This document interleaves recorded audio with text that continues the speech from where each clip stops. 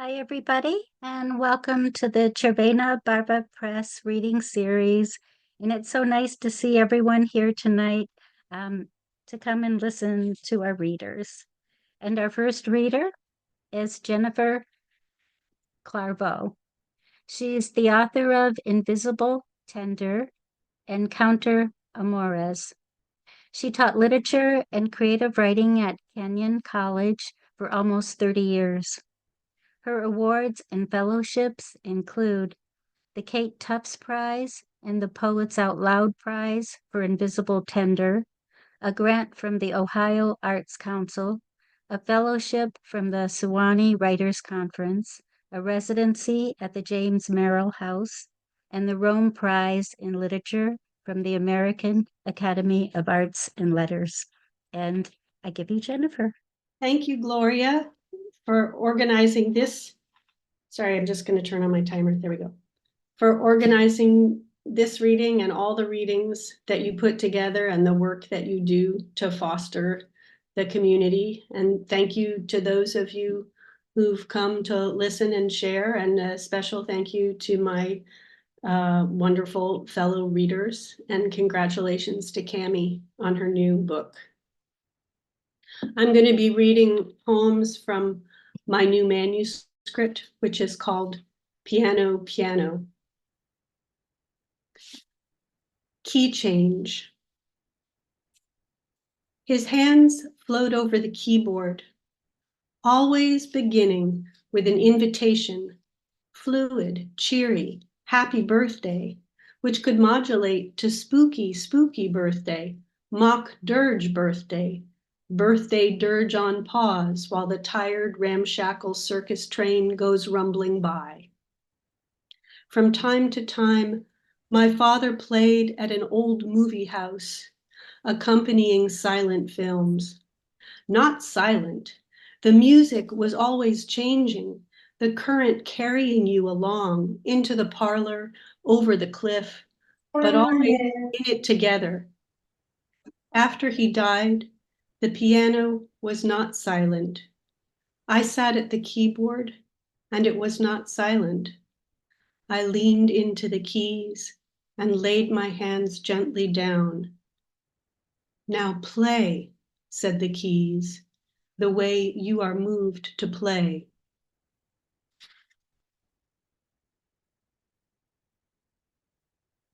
This next one is called 4 Seasons in the Dining Room. In the winter, they planned their flight.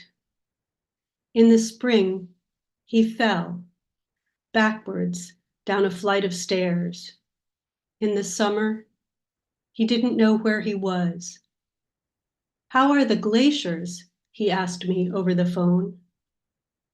In the fall, it was always the fall.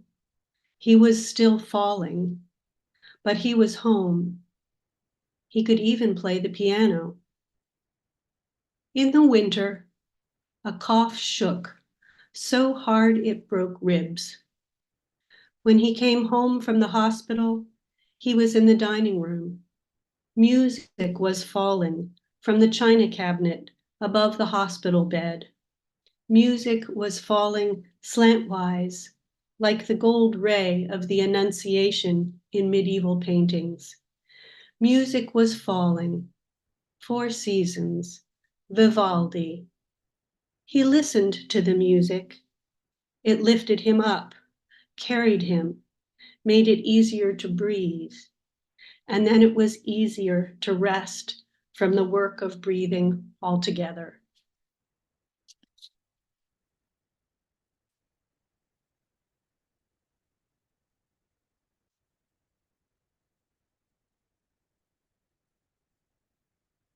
This is called Late Summer Return. On my way out, I pause by the stoop at the front door. Whose kitty is this, hiding in dry oak leaves, gray with neat white paws? Asleep? But no, it's dead. Has it been here all along, these last 2 days or more since I've been back, hidden by the leaves that partly cover it over. I take a child's shovel from the rearranged garage and a clumsy, dusty trowel. It isn't stiff. No smell, no flies. To be sure, I look into its eyes, open, unmoving, intact, and matter-of-factly clear. I carry it carefully down to the edge of the yard where the weeds take back the lawn. I dig in the soft dirt, upheaving a pink worm. My father's eyes were shut. He was still terribly warm. There were beads of sweat. Over the phone, I said to my sister, "He's dead. Daddy's dead." Then felt horror I might be wrong. Something dark scurries away. Now there are 3 green flies. Wild strawberry, a yellow flower with heart-shaped leaves. Done. I set down the trowel. Ah, I wish I'd thought to wrap it in a towel. I slip it into the hole, and then, for what it's worth, cover it lightly with the gentle earth.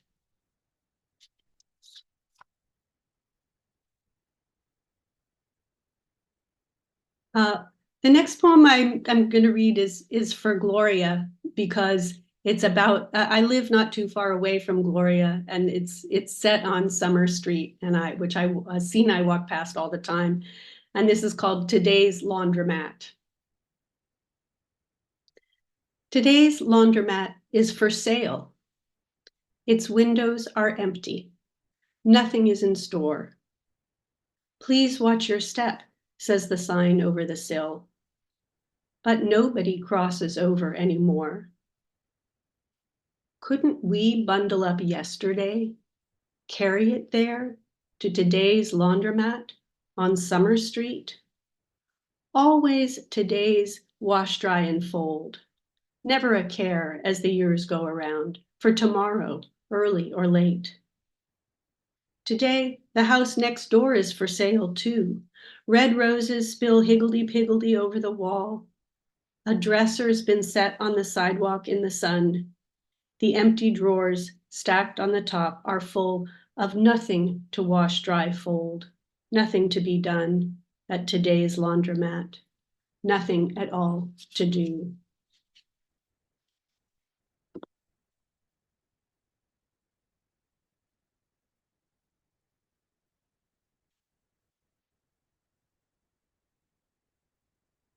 Okay, here's another from more or less the same stretch of sidewalk. It's called Dead Rat. On its back, one paw raised as if to speak.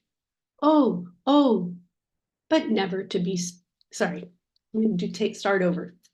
Dead rat, on its back, one paw raised as if to speak. Oh, oh, but never to speak. To be taken mid-thought. Image of a full life, not an unfinished. Don't photograph that, I tell myself, but my mind snaps it anyway. Brilliant little green flies noting, annotating the author's corpus.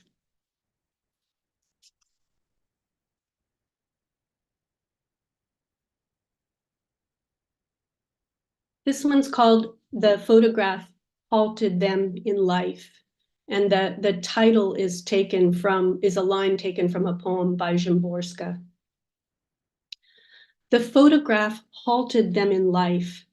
I misread as the photograph hailed them in life.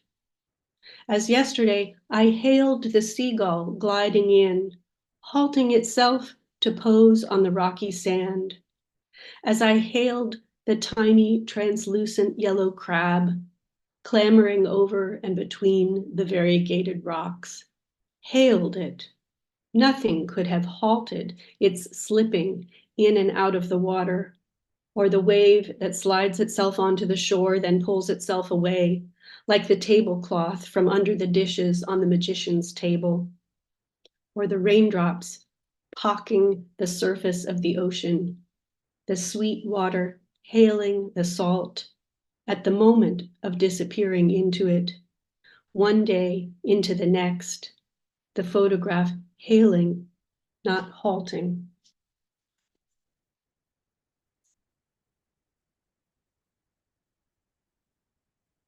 This next poem is called, well, I'm going to jump ahead. This poem is called Turning 60, Antique Clock. The clockmaker told me my antique clock would keep better time if I laid it down every night. So now, when I go to bed, the clock does too. Weightless, the uneven filigreed hands go gliding ornately by, slowly circling head to heart and lavishly, swiftly from head to toe. Like tree rings or ripples in water, the horizontal hours expand. I can't say much about the slipping away of my vertical hours. The slate of the dark is erased by the arc of the long minute hand, while the hour hand secures to the heart whatever the minute ignores.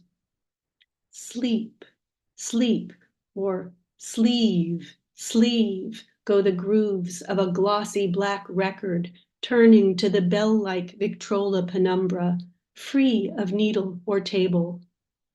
Even now, the brave vertical hours face lessons they should be learning.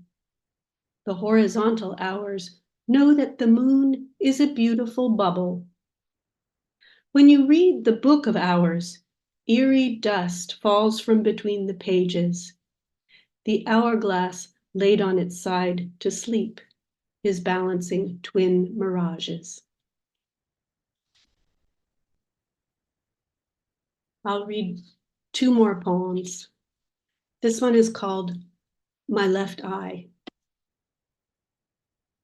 My left eye, my left hand, my left shoulder, my left hip, my lumpy left breast, the crooked toe on my left foot. How my left shoulder aches, shoulder that hauled my book-filled suitcase up the long, long hill.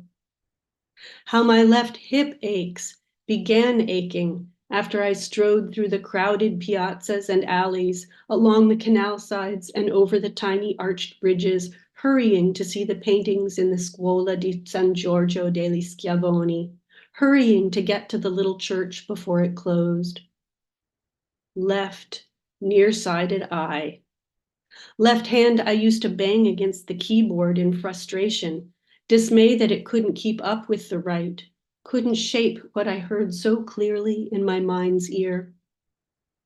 My left side, how I punish you again and again for not being right, as if you were a faulty translation of the facing page, a reflection in a splotched mirror, a mumbled message. I carry you with me into the new year, my left side aching, blurry. I carry you with me, disappointed, complaining.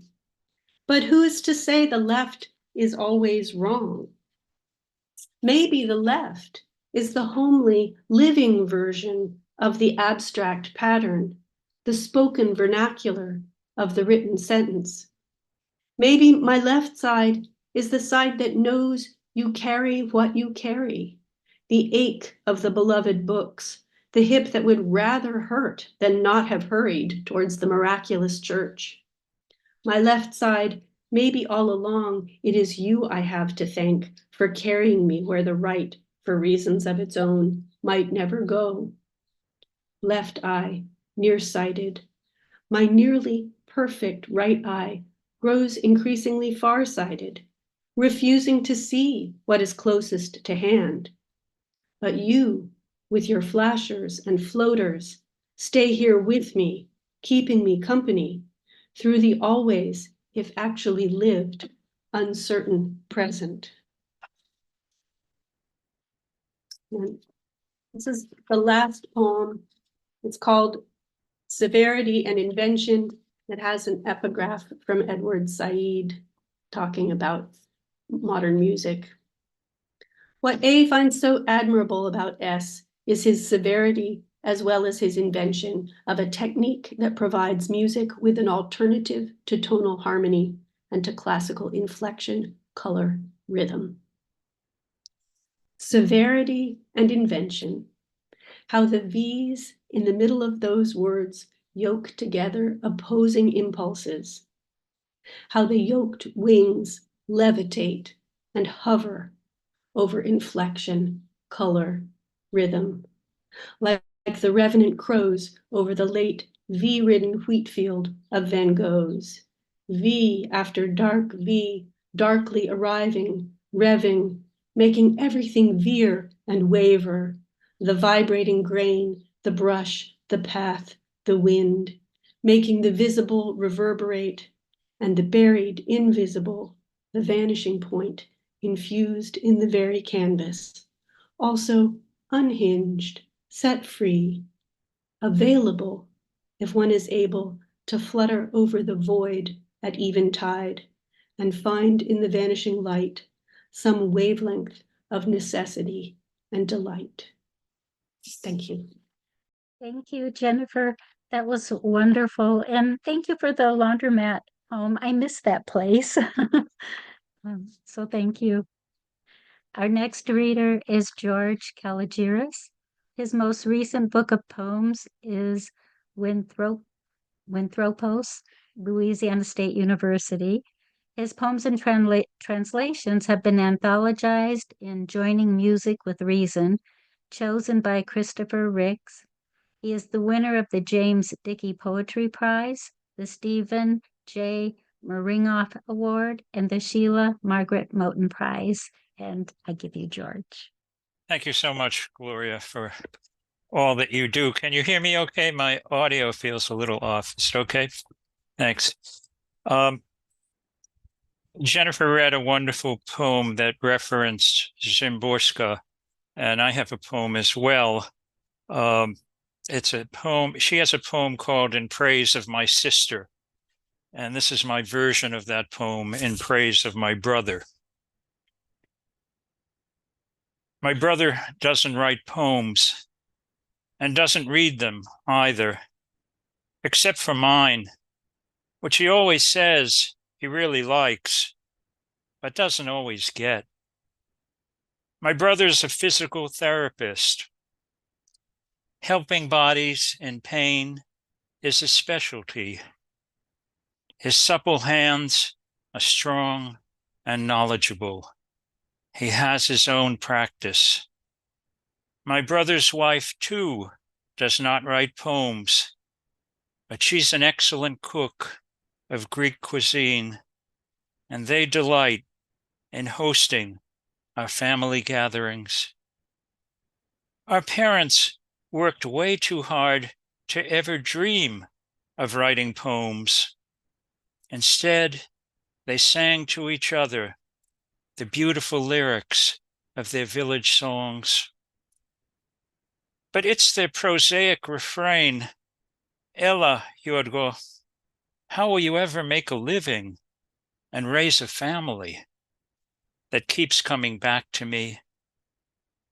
Oh, priceless, extravagant, lyrical life of the mind. But lucky the writer whose brother is good at making sound investments and gives his advice for free. My brother doesn't write poems, and yet whenever I visit his house and sit at the family table of living memory, I feast on the voices. It was after a reading, the poet Jonathan Abel came up to me and said, I know your brother. He brought the feeling back to my right hand.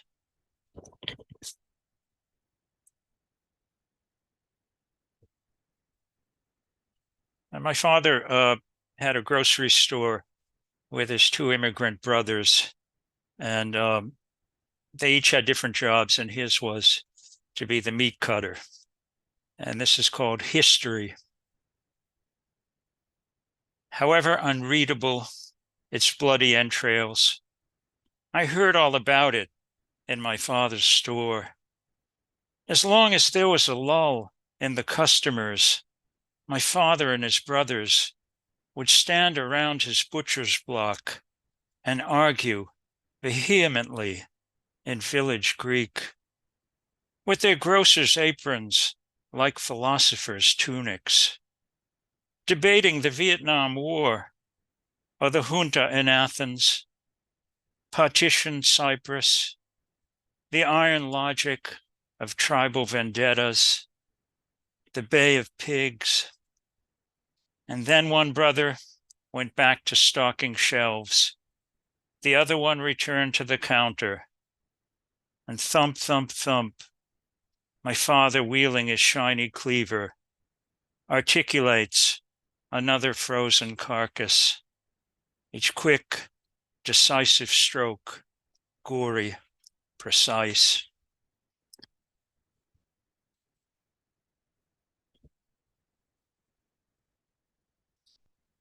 I have a number of poems about my mother's struggles with Alzheimer's, and I'm going to read this one. It's called Hippocampus. Ancient Greek for seahorse, but now it stands for the S-shaped creature that swims so deep inside the coral reef of our brain, the hippocampus, locus of all our appetites and desires, but also the seahorse that rears its bewildered head when Alzheimer's first emerges. That limbic lobe, shaped like an S and as curvy as the road that hugs the coast of Winthrop, Revere, and Lynn. O longer, circuitous route my mother took one summer day to meet her friends for lunch at the Porthole pub. For almost 30 years, their Tuesday routine, with Betty Castanotis arriving first to save their favorite booth. No wonder I'm puzzled when I'm told about Revere Beach and the bumper-to-bumper traffic. But don't you always take the back roads, Ma? That's when the ancient seahorse rose to the surface and spoke so earnestly about the ocean and how, by following the shoreline, she wouldn't get lost. That was the first sign that I was sure my mother's memory loss was indicative of something deeper. I want to read a poem for Harris, for dear Harris, who's going through a difficult time.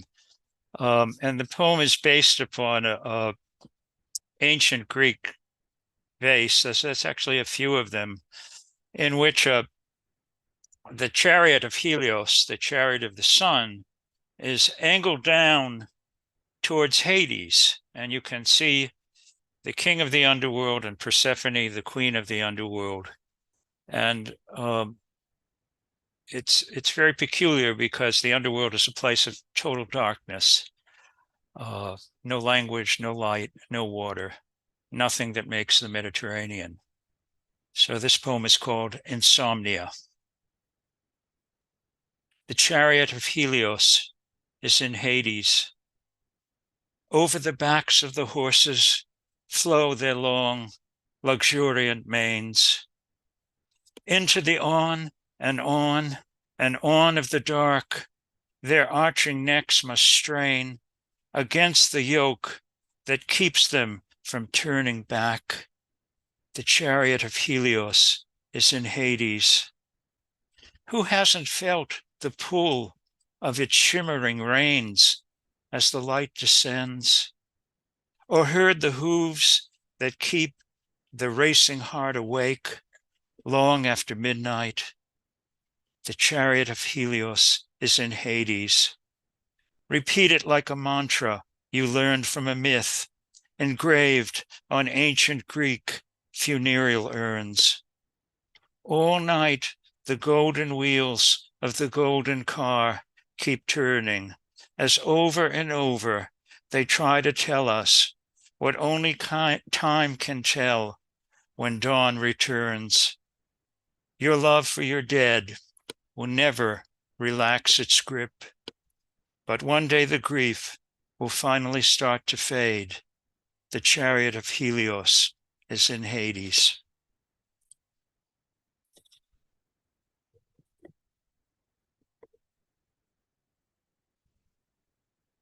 And this is called California Dreamin'. It stopped my mother dead in her tracks. The pop song booming from my tiny transistor radio. That was a beautiful one. Oreo tragudi, I heard from my room. Then she went back to dusting the hallway ceiling with a broom she held above her upturned head. A broom whose bristles were softened by a knotted pillow cover. It all came back when I heard the opening lyrics. All the leaves are brown and the sky is gray. And just like that, the cobwebs, draping a delicate memory, one that must have been gathering dust for half a century, are torn away. That was a beautiful one. Oreo tragudi. The sweep of time, the falling leaves, and nothing to fend off the cold but that scepter broom held up by a suppliant of song.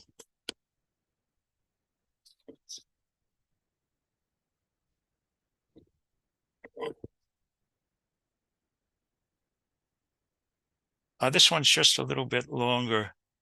It's called Gabriel.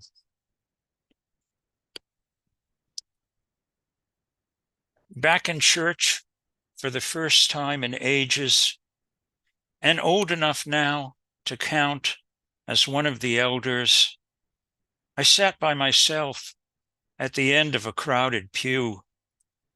And just as the cantor's solemn Byzantine chanting was turning to somnolent droning, the sudden patter of frantic commotion startled me out of my stupor.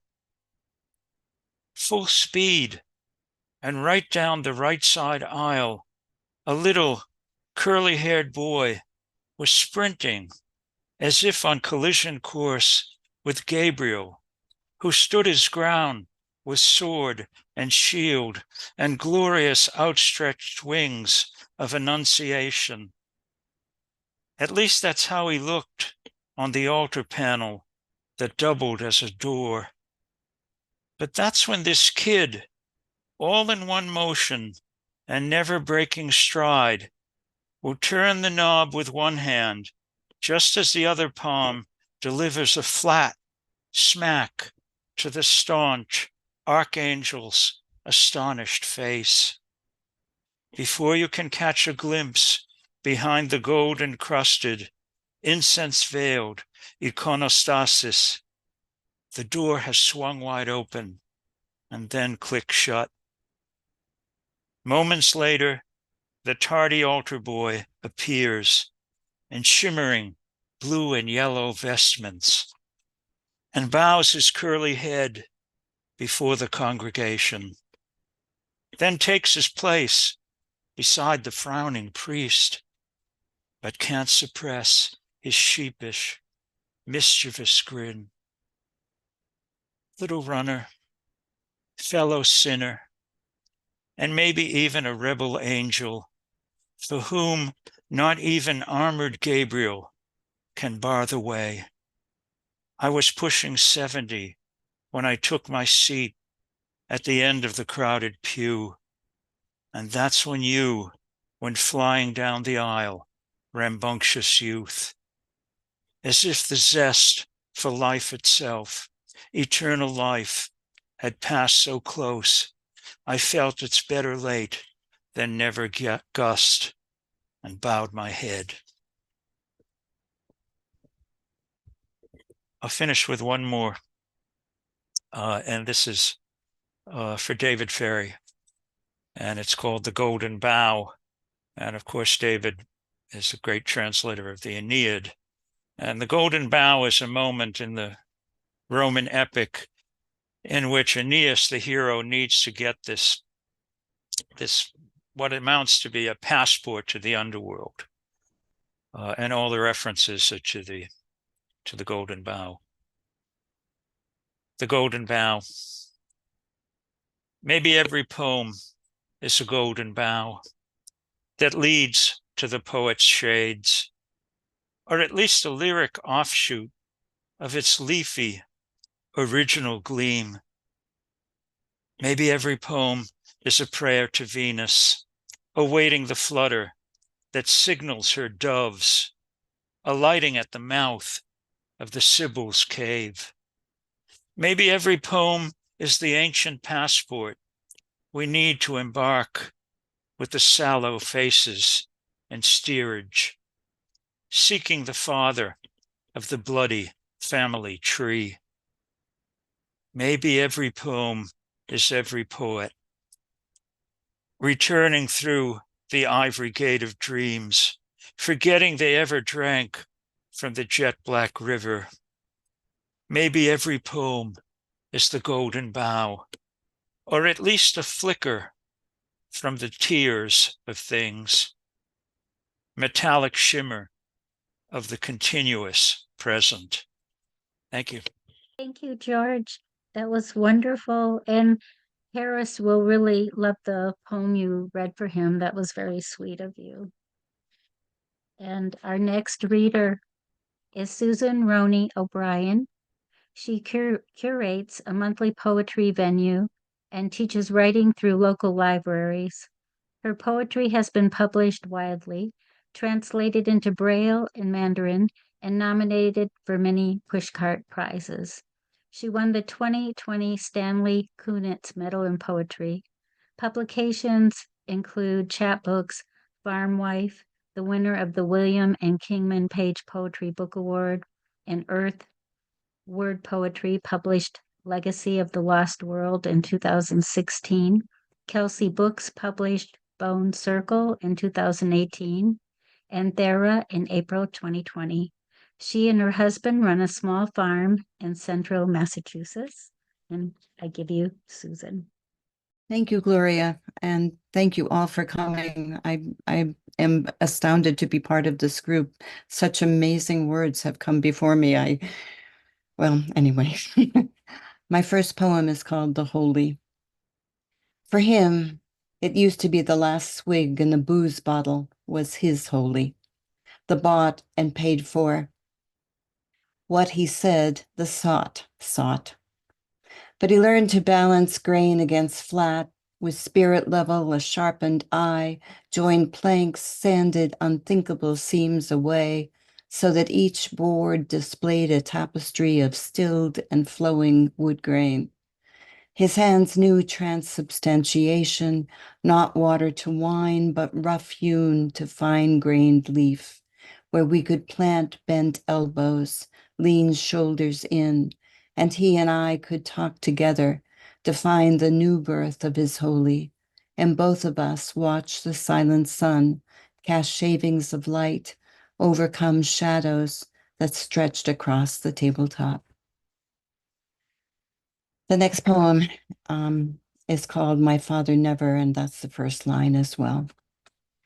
I grew up in the 50s, and my father was not very tender. My father never said he loved me before he drove to work or when the whole family sat at table, ate together.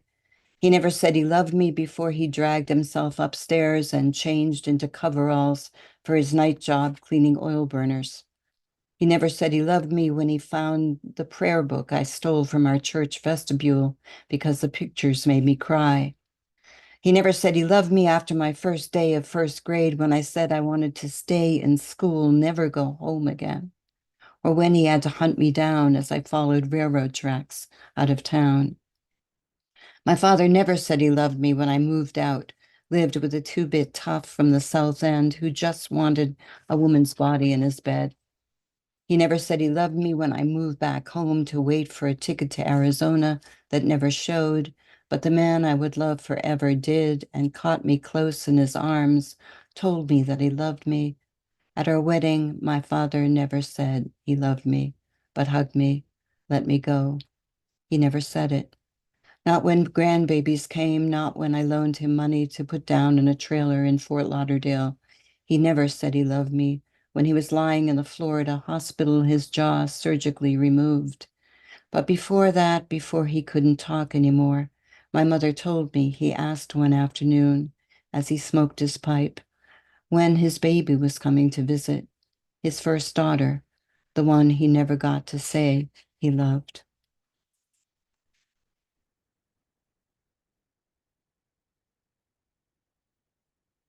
This one is called Webcast.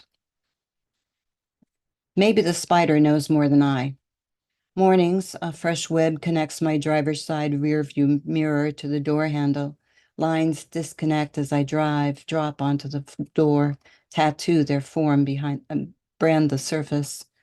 I check at night, find broken web strings, wonder if the spider will reweave. For 2 weeks, she's renewed the web. Arachne could do no better, though I serve as her Penelope each day, unwinding what she creates. The web remains attached to the cracked window mirror housing. That's why I have not yet seen her. Perhaps she waits inside until it's safe. Today she linked my husband's RAV4 and my Impreza, strung lines across a 5-foot chasm. I think of marriage, how after more than 50 years together, he and I celebrate our distinct lives inside the same house, tied by children and lived history. Maybe that is what the spider wants me to realize, that each night the connections find their moorings, anchor us together again, and no matter where days take us, finally the woven lines do hold, strands plaited together through the dark. I've recently had a medical issue, and the first symptom of it was double vision. And I'm trying to turn it into a gift. This is called Gift. What light I gather infuses the shingle pebbling the shoreline, a tea of stars, flavors savored. I see in duplicates, stars, hawks, moon. Last night, the slipper moon walked with its twin over the transom, 2 curves smooth as gratitude. And yes, I am grateful, as any artist whose sight ameliorates haystacks, water lilies, the faces and shapes of passers-by. I close one eye, my double gift nullified.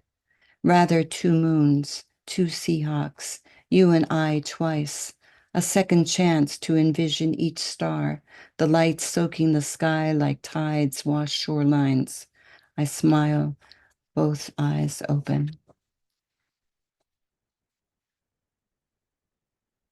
Multiple sclerosis. When I promised the imp I'd catch up with him later, he gave me time. 35 years without reminding me what I owed. A civilized agreement. No straw into gold, no first child on the table, just my own bright body given up to him, no longer mine. He said I'd forget all about him, but assured me, my fingers tight in his grip, that he would, of course, remember. He etched our deal onto the face of the gray stone he kept in his pocket. I extricated my hand. He vanished like a magic trick. All smoke and mirrors, I believed, as spring's dandelions sent seeds flying. As tomatoes ripened, as trees fell, as snows came and went. He lurked in closets of my dreams like that old dress I wanted to give away, but never could find in daylight. I de-ice the freezer, the cold burning the fingers of my left hand gray with blisters, no feeling. Days later, my palm shimmers, needles stipple my arm, tattoo my sides. I fall against the bed, a hornet nest builds inside my skin. Paralyzed, I cannot move. The imp, I now recall, is ruthless, strong arms me as I lie unmoving, demands immediate remittance, grins, his laugh a fox's nighttime cry. My words slur. I rise, stumble bandy-legged, offer money, remove my diamond ring. He chortles. I screech his name as the miller's daughter did, but his eyes close. Too late, he says, to renegotiate, and rolls the stone down my open throat. I recently had a fall just last week, and this is most of the poem I wrote, but I'm leaving off a lot of it. It's called What I Could Not Tell You. And that is, of course, the first line. What I could not tell you when you found me sprawled beside the wooden walkway in the rain after securing the coops for the night was that I couldn't raise my arms, couldn't straighten my legs. I lay unmoving, unable to say. I was afraid that, like when we screwed up our lips and crossed our eyes as children, our mothers warned they would stay that way. And this time, maybe it was true. I could not tell you the paresthesia had happened before, that one night when I fell into bed, I froze, a hollowed statue infested with wasps, the only movement I could feel. Because you were shouting at me saying, get up, move your body. I couldn't say anything, but lay there on the marble chips until the paralysis passed and I could try to roll over to lift my face from the stones. You stood above me, reached down, but I could not close my hands yet. I said, get away, I'll get up when I'm goddamn ready. As strength let my hands unclench, I braced my feet against yours. We clasped hands, I rose, the severed trunk of an oak from the forest floor. I stood, you walked into the house. I followed, peeled the clothes from my body, threw them into the corner and didn't tell you, wanted to punish you for your fear, or wanted to protect you from the truth that the disease inside my brain, my spine, could shatter all we've built. The last poem is a blessing, and I need that right now. It's called Blessing Time, and it's based on an Old English prayer, and the English prayer starts as the epigraph. Bless all those I love, all those who love me, those who love all those I love, and those who love all those who love me. I wish I could have written that, but I didn't.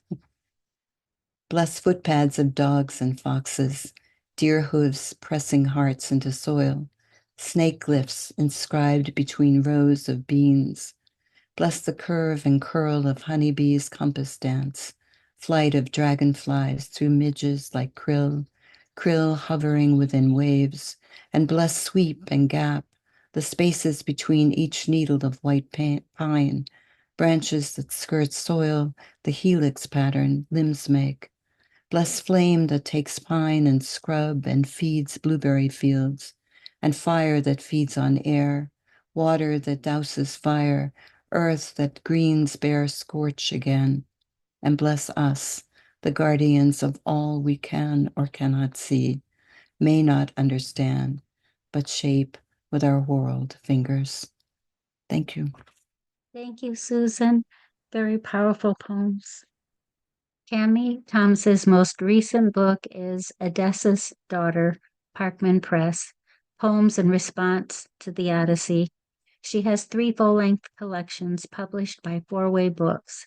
Cathedral of Wish received the Norma Barber First Book Poetry Award from the Poetry Society of America. Tremors received 2022 poetry honors from the Mass Book Awards. A fellowship from the Ragdale Foundation helped her complete Inscriptions. Her poem, Far Past War, was set to music by her sister, composer Augusta Reed Thomas, and premiered with the Cathedral Choral Society in Washington, D.C. in 2022. She teaches literature to adults and lives in Bolton, Massachusetts. And you can visit her website at www.cammythomas.com. And I give you Cammy. Thank you very much, Gloria. I really appreciate it. I just want to say thank you generally to you for hosting and being such a force for poetry in the area. It's a wonderful thing. Appreciate it very much. And what a fantastic bunch of readings I'm going after. Wow. And Susan, wow. Wow. Everybody, keep at it. Those were just amazing, all of them in different ways. And I want to just sort of dedicate this reading to my former colleague, Ayres Styleshall, who's here. He and I taught the Odyssey side by side for many years, so it's wonderful for him to be here tonight. My new book, Odysseus's Daughter, is a labor of love. It's a letterpress book, and I have to show you the cover art by my beloved brother, James Thomas. I asked him to give me an Athena who was strong, not quite human looking, somewhat androgynous, but also female, with power and delicacy. And this is what he came up with. And I think, given that all the stuff I told him was impossible, I think it really came out. So that's Athena on the cover. This book was written over many years of teaching the Odyssey, a book that I love, and someday I'm determined we'll read in Greek. I don't think it can ever happen, but I keep trying anyway, kind of hopelessly. What happened was, after a while, all of these characters began to speak to me, kind of, I felt so familiar with them. Just in case they're not fresh on everybody's mind, I'm going to just say the Odyssey is the story of the hero Odysseus's return home to Ithaca in Greece after the Trojan War. The war took 10 years to win, and then the return home also takes 10 years of incredible seagoing adventures. But the first poem in my book is an attempt to capture the seduction this world has for me. It takes a little something from the story of Daphne and Apollo, and also, I have to say, a little theft from Bernini's beautiful statue of the same. And it's called Laurel. I turn toward you, my muse, my terror, toward your hyacinth hair curled by wind that pierces as it cools, toward your sculpted body, soft to look at but hard to touch, your eyes fixed on forever, toward you, my would-be lover, your desires and mine, you, my tempter and disaster, toward your burnished world, its marble torsos, its golden tongs.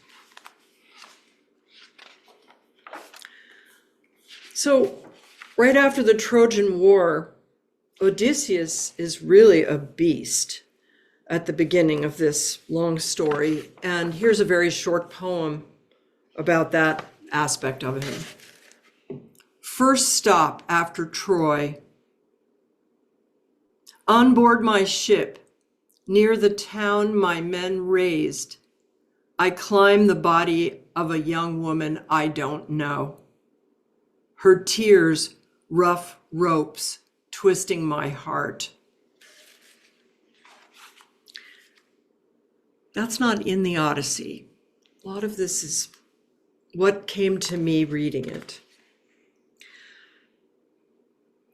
Now, there are also a lot of non-human monsters, and Odysseus doesn't end up as a monster, but he is, I think, kind of at the beginning. And one of the things I wondered about these non-human monsters is, for example, the one-eyed Cyclops How does he feel looking at these little men with their two eyes, especially after Odysseus ends up blinding him? So here's the Cyclops, huge one-eyed monster. Cyclops, stay to tell me why you've made heaven dark and taunted me. I only wanted to eat, and you seemed small for a thinking thing.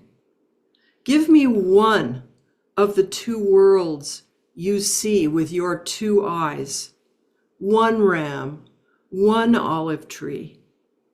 If there are two for you, there must always be first one, then the other.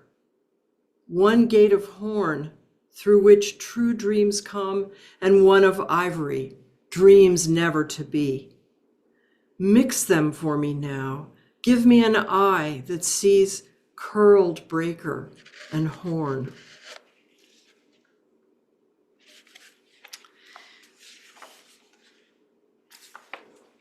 This next one is about a mariner on the island of Circe, the enchantress, and like all the mariners who crash there, he ends up being turned into a tame wild animal, like a gentle wild beast. It's called Ex-Mariner on Circe's Island. I like being a leopard, a tame one, playing around the feet of fools who moor on Circe's shore. They're always thrilled to stroke my fur, which feels so good. You'd think I'd want to eat them, luscious breasts and bones, but the man within still holds me fast. My comrades pine for their sweet wives, for the jolt of war in phalanx, one hand holding a curved shield. But I can do without my hands. Instead, I'm fast as blowing leaves, and the world I left behind is just a mist. On my final trip, Circe cast her spell. So now I'm young, eat fresh kill, and wait for the next transition when the leopard in me advances another step and sweet girls turn to prey.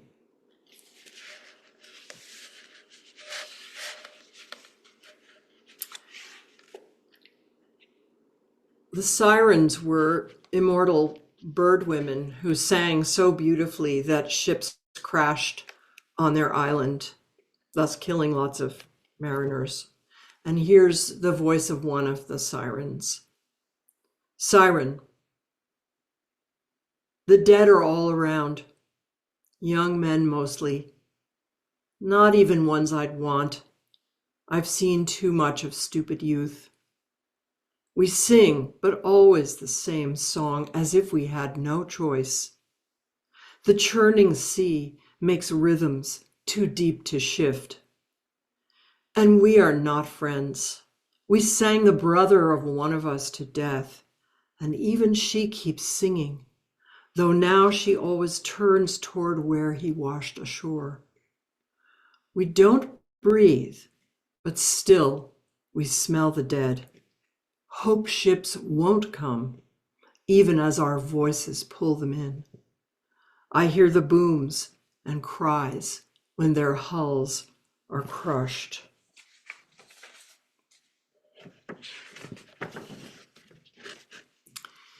Here's what I imagine the mariners singing when they try to row between Charybdis the whirlpool and Scylla the six-headed monster.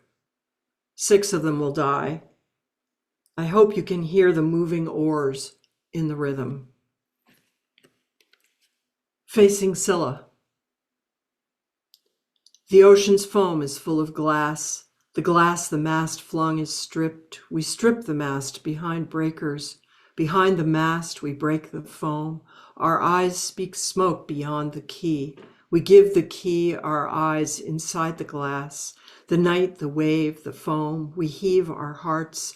Hearts of foam take broken glass. We breathe, we bleed to make the grass our home.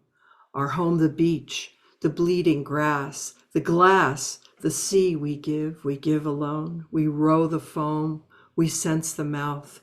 It opens in a moment, smoked. Sea foam smokes the glass. We row, the mast, the past, come floating on the foam. Alone we oar the past. We dream a spar, mouthing roar seizes in the sea, grabs us from the glassy foam alone.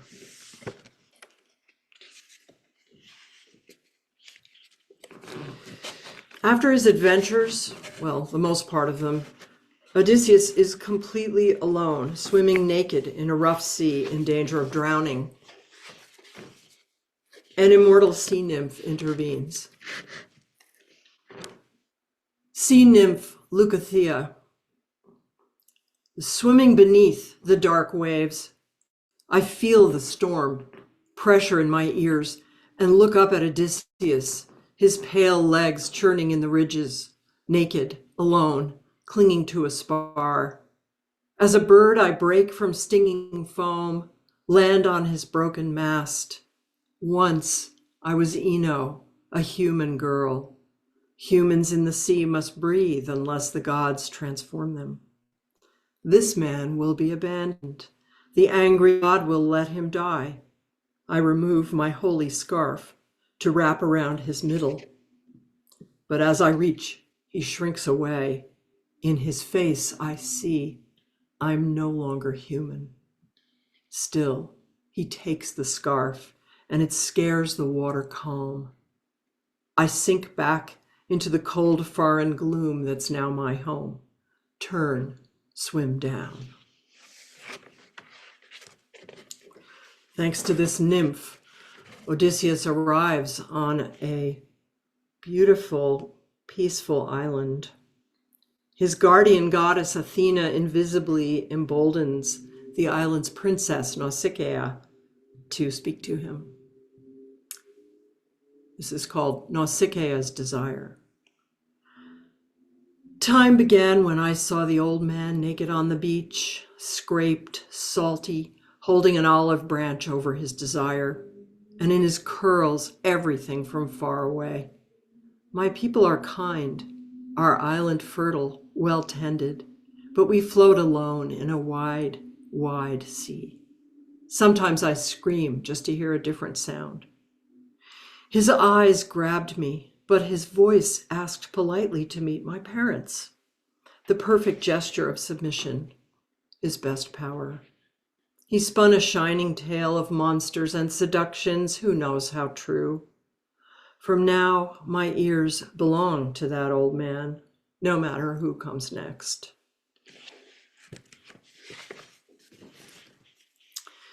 And sometimes in the second half of this book, my own life intruded sometimes. And this poem, this is about my father's old dog who vanished one day. And it made me think of Argos, the faithful hound in the Odyssey who waited to die until Odysseus came home. It's a gorgeous scene. Everybody should read it. You know, the dogs in the Odyssey act just like our dogs. It's amazing. And there are lots of them in there. But anyway, this poem is called Argos. My father cried when his old dog disappeared, drove back and forth on the highway, walked the golf course twice, sat on the porch in the dark. Why? When he'd cheated on his wives, ignored his frightened children, spent 3 inheritances at the track, why did he cry for that damn dog? Perhaps, like old Odysseus returning to his own house a shrunken beggar, he needed one creature who reflected him right, warrior too big for this world, who steers past whirlpools, wrestles with gods, sleeps with sea nymphs in the shifting voids of the waves.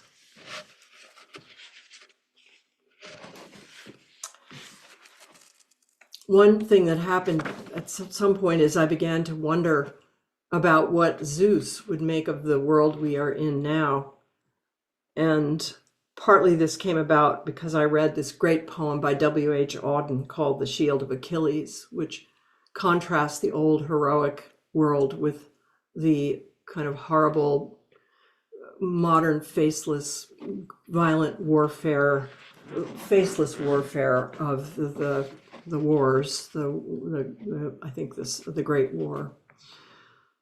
So this poem is called Zeus, and for me it's rare. It's written in iambic pentameter, so you'll hear the bongos, as Billy Collins calls them. Zeus. I had in mind a swirl of perfect clouds, young men carved from lovely ranks of air, nations of heroines, sensible and proud, and no bloodshed without a just account. I can't look down to see what it's become. Poison ivy blooms in every swamp, while dogs go hungry in the filthy gloom of alleyways behind the tattoo shop. I wanted babies smelling of sweet milk in their mother's laps and free of pain, trees that grew deep green or full of snow, not eaten by beetles, burned and cut for food. No bombs should drop on those without a spear. No illnesses for children in a drought, no faceless governments that cannot feel, no rain that burns the trees and dries the mouth. I had in mind a simple, favored place with greenery that shaded all from pain, rivers full of iridescent trout, and blooming roses shedding heavy rain. I try to feel the pain of those who live, caught by age, caught by time's decay, who lift their heads to sunlight, pray to me, and wait for me to speak the grief away. And then the last poem I'll read tonight. I had these fantasies of Odysseus coming to rescue me or other people in various ways. I mean, you have to consider that when he got home from his adventures, he had no ship, no men, no clothes. So I don't know, he wasn't maybe a very good person to be on board with. But still, I thought of him. I wanted his rescue. My sister-in-law was dying of cancer, and I called on him, and then I realized I was really sort of generally, it was a call. So it's called Not Your Wit I Want. And again, thank you all so much for being here. Not your wit I want. She's got cancer and I can't do a thing.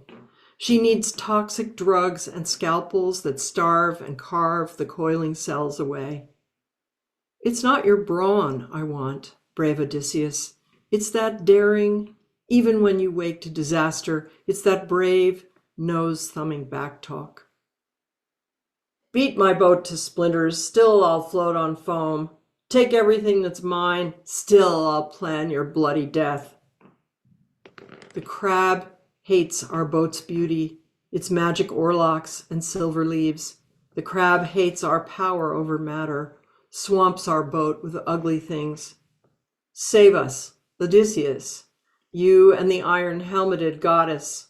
Give us ringing words that force the invisible monster to its knees. Thank you very much. And again, thanks to Gloria. Thank you, Cammy. That was incredible. And that's one word I can say about all the poetry tonight by all the readers. Just incredible.